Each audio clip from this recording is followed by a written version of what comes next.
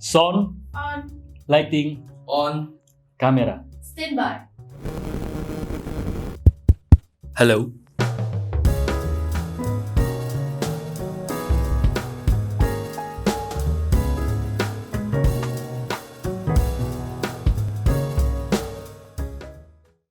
Halo Sobat Jokpro, ketemu lagi bersama gue, Timothy Vantriono, Sekjen Jokpro 2024 dalam Pojok Pro, Podcast Jokpro. Nah, di episode kali ini gue akan berbincang dengan sosok figur dari ujung timur Indonesia, jauh di sana, tapi jiwanya tetap dekat di hati. Gitu. Mari kita sambut Sekretaris Jokpro 2024 Regional Papua, atau yang biasa kita panggil dengan Pace Frans. Halo Pace Frans, apa kabarnya Pace? Kabar Jokpro. baik dari tanah Papua, Jokpro. Salam 3 jari. Siap, salam dikejari.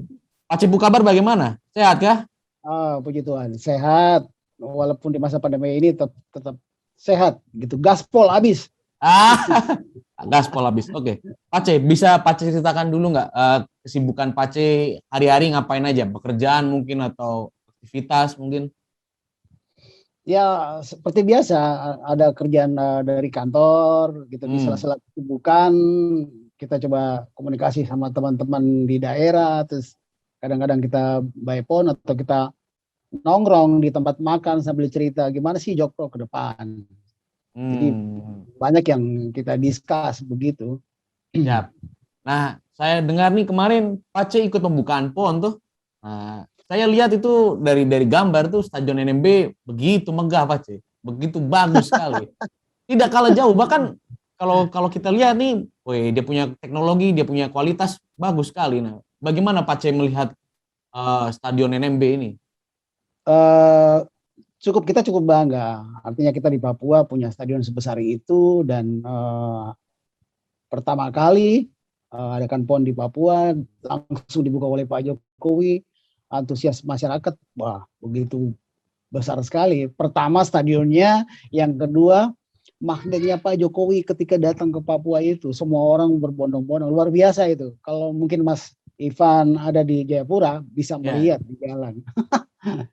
Kira-kira seperti itu. Gitu. Mungkin Pace bisa gambarkan Pace bagaimana antusiasmenya Pace-Mace di sana, bagaimana antusiasme anak-anak kecil di sana tuh menyambut melihat Bapak Presiden dari jarak yang begitu dekat loh Pace, ya kan?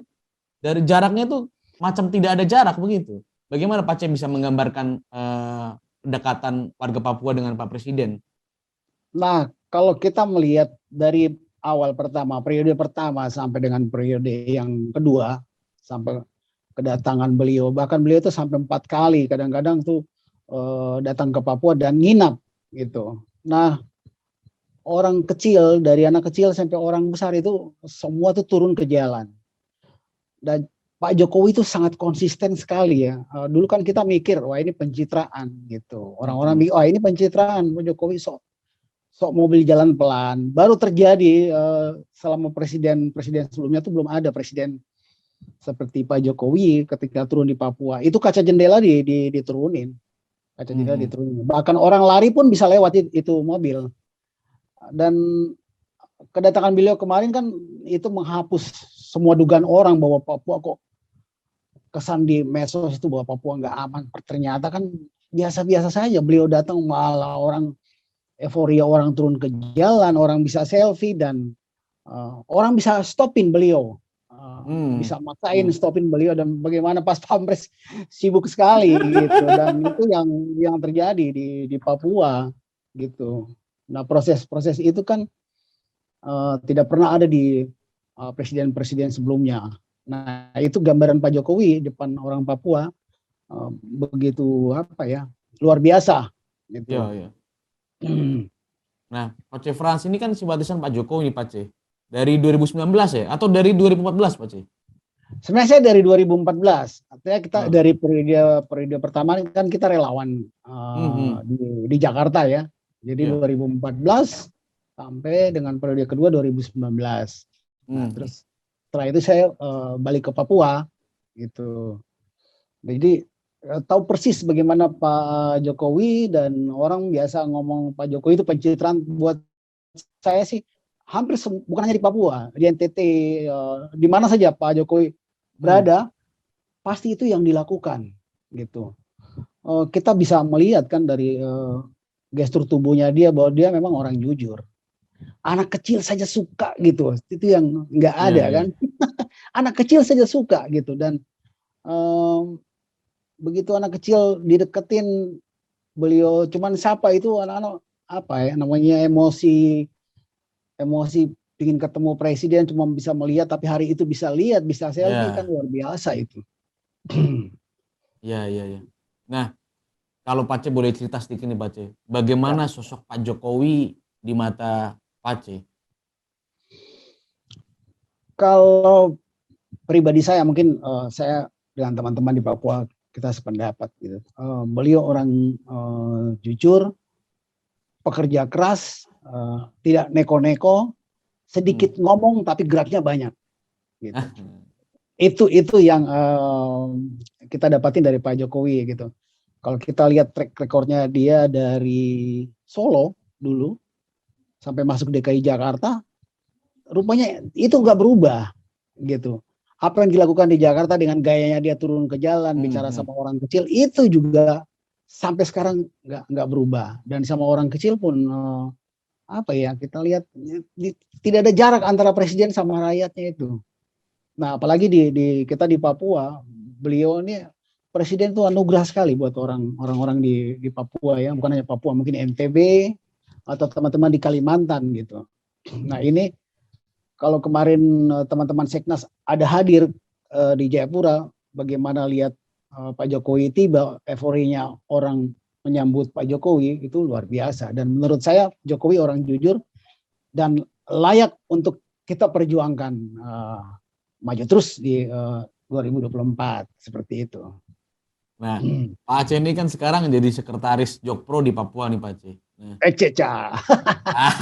Boleh nggak Pak Aceh diceritakan sedikit nih, awal mulanya Pak Aceh tahu Jokpro itu dari mana sih Pak Aceh? Terus apa sih alasan Pak Aceh sehingga memutuskan ya saya mau gabung dengan Jokpro 2024? Padahal orang lain tuh banyak yang menentang gitu ya Pak Aceh. Banyak orang yang nggak percaya dengan Jokpro gitu. Tapi gimana ceritanya Pak Aceh tahu Jokpro dan akhirnya memutuskan untuk gabung gitu? Nah, ini kan belum lama ya. Saya tahu itu memang ada teman di Provinsi Papua Barat. Itu kalau saya nggak salah itu sekitar awal Agustus. Nah, dia telepon ke saya. "Oi Pace," gitu. Nah, dia cerita. Jadi sebelum masuk ke Jokpro dia cerita dulu begini bla bla bla bla. Terus pingin nggak Jokowi kalau 3 periode? Saya bilang, "Oh, siapa sih nggak pingin? Pingin. Bukan hanya pribadi saya, mungkin semua orang se-Indonesia paling pasti akan jawab, ya lanjutkan." Nah, terus dia mulai masuk dengan narasi Jokpro. Jadi saya bingung, saya bilang, "Ini binatang apa?" Saya bilang, sorry Pace. Ini kemasan apa yang lu bawa ke gua gitu kalau orang Jakarta ya. Pace bawa ke saya ini apa, informasi apa? Loh, kita ada grup begini-begini. Saya bilang, saya berpikir kenapa Pak Jokowi harus pasangan dengan Prabowo gitu. Tapi pada saat itu saya belum niat buat bergabung karena buat saya agak aneh juga. Gitu. Jadi saya bilang sama teman dari Papua Barat, saya bilang jangan masukin ke grup dulu. Saya pelajari dulu. Saya bilang ada nggak dia punya link? Dia bilang banyak kok di YouTube ya. Ya. Ya, saya buka. 1 minggu saya pelajari dulu, artinya ini arahnya kemana gitu. Dan akhirnya saya sadar bahwa hampir setiap kali kita buka medsos ada istilahnya kadrun dan kecebong kan gitu. Nah, saya pikir-pikir ini rupanya teman-teman di Seknas ini pinter ya, artinya bijak lah gitu supaya nggak bisa terjadi apa namanya, pengalaman kita 2014 2019 itu kan polarisasi yang luar biasa dan ini jangan terjadi. Oh, mungkin ini rupanya nih teman-teman penggagas Jokpro. Nah, saya baca ininya ya, Mas Baron punya statement terus Pak Cekodari gitu. Saya lihat terus ada, wah saya ini menarik ini. Dan akhirnya saya yakin, saya bilang oke, saya telepon teman, saya bilang masukin sudah. Akhirnya dia masukin. Jadi udah resmilah saya masuk di situ dan udah saya mulai kowar-kowar sudah. Kira-kira seperti itu. Iya. Berarti Pace sendiri meskipun jauh di Papua sana, Pace merasakan polarisasi itu. Oh sangat gitu. Saya pikir bukan hanya saya ya, mungkin teman-teman di Ambon, di Maluku juga merasakan yang sama gitu. Artinya kan kita mungkin sudah diingatkan waktu 2014 itu hampir, 2019 juga hampir. Ini udah sampai kedua kali, jangan yang ketiga kali gitu. Iya. Jadi kalau kata lagu jangan sampai 3 kali, cukup 2 kali saja. Tapi kalau Nah, presiden boleh 3 kali. kalau 3 kali dong. Nah, Pace, setelah akhirnya Pace kan bergabung dengan Jokpro nih, Pace dipercayakan jadi sekretaris di Ya, Jokpro Papua. Nah, ya. bersama dengan Pace Erik tuh, bersama dengan Pace Erik. Apa ada Ya. kesulitan nih dari Pace Frans dengan Pace Erik selama mendakwahkan Jokpro nih, Pace? Kan Pace Erik, Pace Frans dan Pace dan Mace di sana itu kan misionaris Jokpro. Nah, yang tugasnya itu mendakwahkan Jokpro. Apakah ada kesulitan, hambatan atau tantangan begitu di sana? Oh betul. Kalau untuk Pak Jokowi sendiri nggak ada kesulitan. Hmm. Tapi untuk bagaimana kita menerangkan pasangan Pak Jokowi dengan Prabowo itu kita butuh bahasa kita yang bisa dimengerti karena pengalaman di Papua untuk masa Orde Lama itu nama Prabowo cukup cukup membekas gitu. Hmm. Tapi seiring waktunya berjalan kan orang juga makin sadar bahwa ternyata masa dulu itu kan beda seperti masa sekarang. Ya dulu mungkin Pak Prabowo ya di bawah perintah presiden pada zaman itu, pada zaman Orba ya, gitu.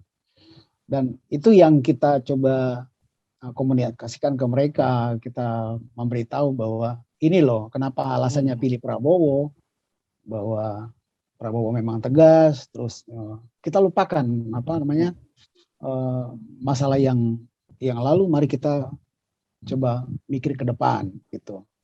Prabowo yang sekarang jauh lebih matang gitu, lebih bagus dan cocok berpasangan dengan Pak Jokowi. Pak Jokowinya orang kerja, Pak Prabowo-nya tegas. Nah itu yang kita butuh. Dan memang banyak pro kontra. Terus terang Mas Bro, saya banyak ketemu kontra di mereka, tapi banyak juga yang pro. Tapi kita pelan-pelan, lama-lama mereka suka juga. Gitu. Kalau 3 periode semua suka. Papua suka untuk tiga periode. Bagaimana akhirnya kawan-kawan yang Pace datangi, Pace ceritakan tentang pasangan ini, bagaimana mereka melihat Jokpro ini, Pace? Nah ini kan buat mereka barang baru. Pertama, apakah mungkin, gitu kan? Mereka bilang apakah mungkin bisa 3 periode? Saya bilang ya tergantung kita. Ketika rakyat bersuara, masa sih Pak Jokowi ini satu Indonesia loh, seluruh Indonesia, Jokpro seluruh Indonesia minta supaya Pak Jokowi lanjut. Masa Pak Jokowi tega? Ini yang minta rakyat loh, bukan politisi gitu. Nah itu yang membuat mereka, yuk kalau begitu bisa Pace ya. Saya bilang bisa Pace, kenapa tidak bisa? Nah kita semua kan tahu nih Pace, bagaimana masyarakat Timur memiliki antusiasme yang begitu luar biasa ya dalam mendukung Pak Jokowi, dalam memilih Pak Jokowi, memperjuangkan Pak Jokowi agar bisa memimpin Republik ini begitu kan. Nah, saya dan mungkin Sobat Jokpro di rumah yang nonton di sana ingin tahu sebenarnya apa sih yang dirasakan oleh saudara-saudara di Indonesia Timur khususnya Papua, bagaimana mereka melihat kinerja Pak Jokowi, bagaimana mereka melihat sosok Pak Jokowi. Mungkin Pace bisa ceritakan sedikit gambarannya, Pace. Nah, kalau kita lihat fenomena yang terjadi. Jadi Pak Jokowi ini kita lihat dia datang di Papua atau Papua Barat gitu.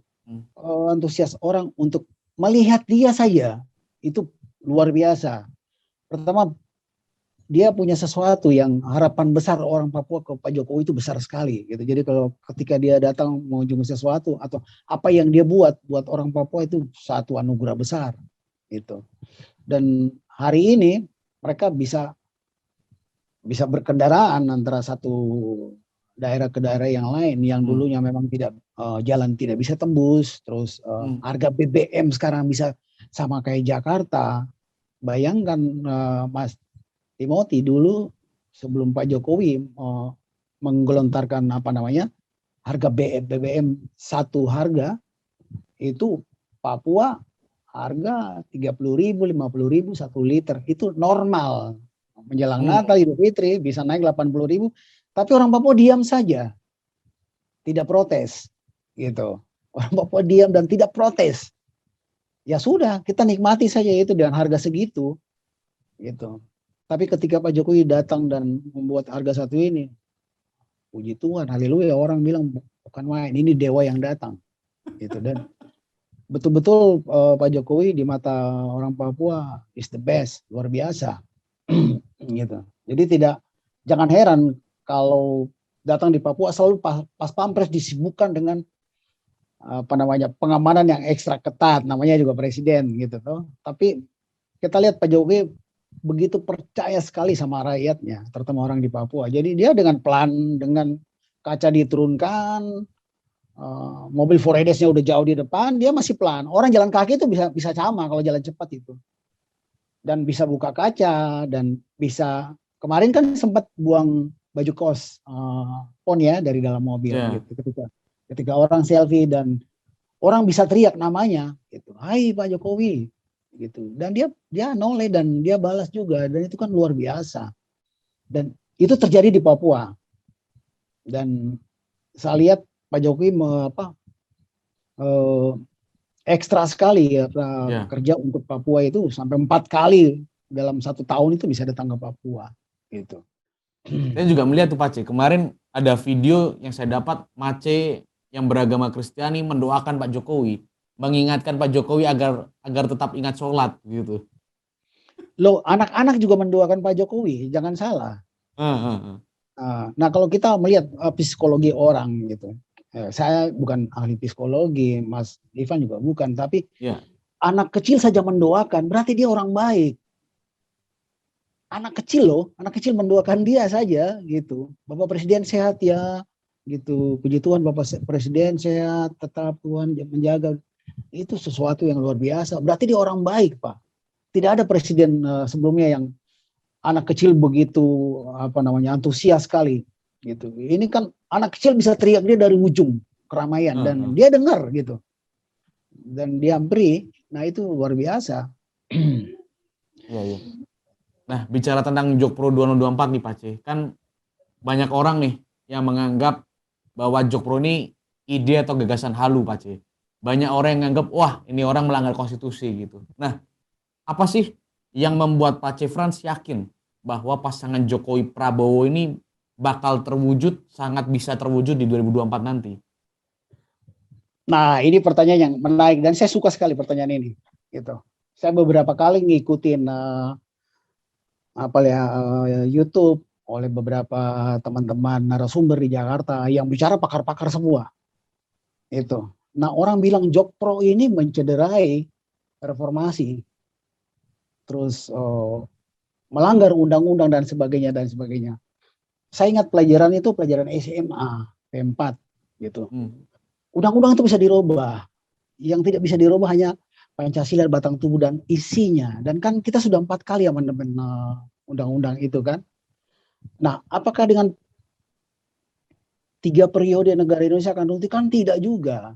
Kan teman-teman di Jakarta, narasumber yang kemarin saya dengar itu kan mereka bilang, wah nanti kalau 3 periode ibu-ibu akan turun ke jalan. Kata siapa? Terus gerakan Jokpro ini mencederai reformasi. Kata siapa mencederai reformasi? Justru Jokpro ini adalah reformasi, pembaruan reformasi. Kalau reformasi itu sifatnya statis, kita nggak akan pernah maju. Jadi harus dinamis. Apa yang mesti kita rubah? Reformasi di segala bidang. Reformasi kan perubahan menuju sesuatu yang baik. Ekonomi, sosial budaya, macam-macam kan ada di situ. Buat kami, Jokpro ini, gagasan kami selain pertama itu memang untuk mencegah polarisasi ekstrim. Itu demi NKRI. Yang kedua, kita melihat bahwa 2 periode ini nggak cukup, tidak ideal untuk Indonesia sebagai sebuah negara berkembang. Indonesia besar sekali, seorang presiden dia memimpin ribuan pulau yang terdiri dari ada kota madya, ada kabupaten gitu. Nah, Anda bayangkan ribuan pulau ini cuma dalam 10 tahun nggak mungkin. Planningnya seorang presiden untuk negara Indonesia yang begitu besar itu bisa terjawab. Nanti di periode ketiga orang baru bilang, ini baru kerjanya Pak Jokowi. Kalau sekarang dia baru di tahap yang kedua, orang sudah gonjang-ganjing, wah ini bla bla bla bla.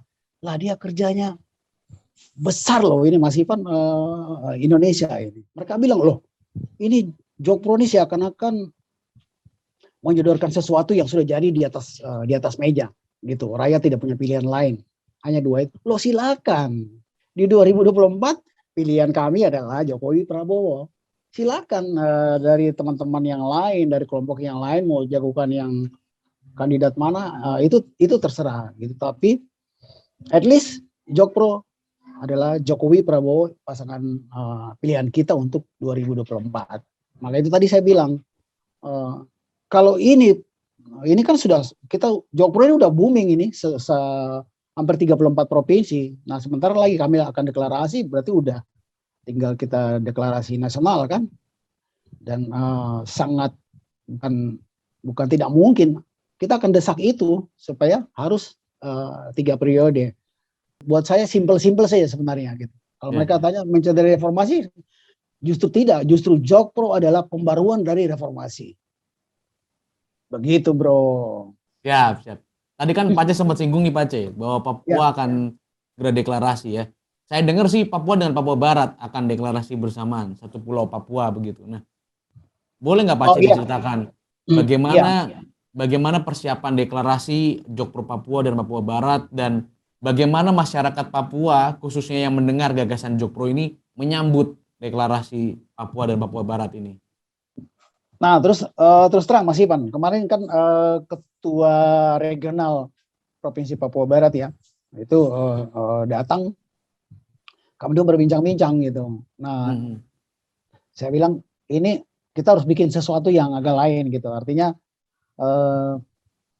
deklarasi ini jangan hanya kita booming di medsos doang gitu. Artinya jangan kita booming di kelompok kita, tapi harus booming juga ke masyarakat supaya masyarakat satu Indonesia melihat bahwa loh di Papua tuh kok ada deklarasi apaan tuh gitu. Kita deklarasi, kita akan publish itu sehingga itu akan semua media online maupun medsos itu masuk semua. Jadi teman-teman di Jayapura pun itu sudah kita komunikasi. Jadi sini kan kita ada beberapa chapter ya, Kodia Jayapura, Kota Madya Jayapura, kabupaten yang batasan langsung dengan PNJ, Kabupaten Kerom, terus Kabupaten Jayapura sendiri dan Kabupaten Sarmi itu akan hadir pada waktu deklarasi. Nah, teman-teman paguyuban lain juga akan ikut bergabung. Jadi ya Tuhan sayang, mudah-mudahan di akhir bulan ini kita sudah bisa deklarasi. Berarti spektakuler ini Pace ya, kita akan menggelegarkan Indonesia begitu ya? Harus begitu dong. Jadi jangan kita mereka bilang dorang cuma euforia di kelompoknya dorang-dorang saja, kan tidak. Jadi kita harus upload ini keluar gitu. itu yang kemarin saya bilang Mas Ivan, kita nggak seperti yang teman-teman yang lain gitu, tapi artinya Papua juga kita harus, orang kan lihat ini bicara Papua, orang satu Indonesia, orang juga lihat ada apa di Papua gitu. Tapi ketika ini dia keluar Jokpro, loh ada Jokpro ternyata di Papua. Mereka tidak tahu bahwa di Kalimantan juga sudah ada kan. Kan seperti itu bro. Siap. Nah, begitu. Pace Frans, kita pribadi ini sangat salut dengan Jokpro di seluruh Indonesia. Termasuk juga Jokpro di Papua begitu. Melihat antusiasme teman-teman Jokpro dari seluruh Indonesia menyuarakan, menyampaikan aspirasi, dan bahkan menjadi misionaris Jokpro ya, untuk dalam tanda kutip kita mendakwahkan Jokpro ini supaya mereka semua seluruh Indonesia sadar bahwa Jokpro ini merupakan solusi bagi untuk menyelesaikan masalah bangsa begitu toh. Nah, terakhir nih Pace. Pace ada pesan nggak untuk teman-teman sobat Jokpro yang menonton di luar sana ya, tentang betapa pentingnya Jokpro 2024 untuk mencegah polarisasi di tengah-tengah masyarakat dan memecah belah bangsa nih Mas? Ada nggak pesan-pesan bagi Sobat Jokpro di rumah? Ya, jelas ada dong. Untuk teman-teman Jokpro se-Indonesia, pesan saya satu gitu. Orang banyak menanyakan gitu, apa sih Jokpro? Jokpro adalah bagian dari pembaruan reformasi untuk 3 periode. Itu harus diingat gitu.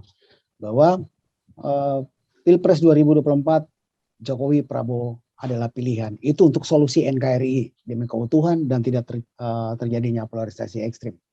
Saya pikir itu. Jadi teman-teman harus semangat, tetap fokus menyebarkan ini di antara keluarga, di antara teman-teman, di antara grup-grup alumni, di antara teman-teman kampus, dan kita sudah lakukan di Papua.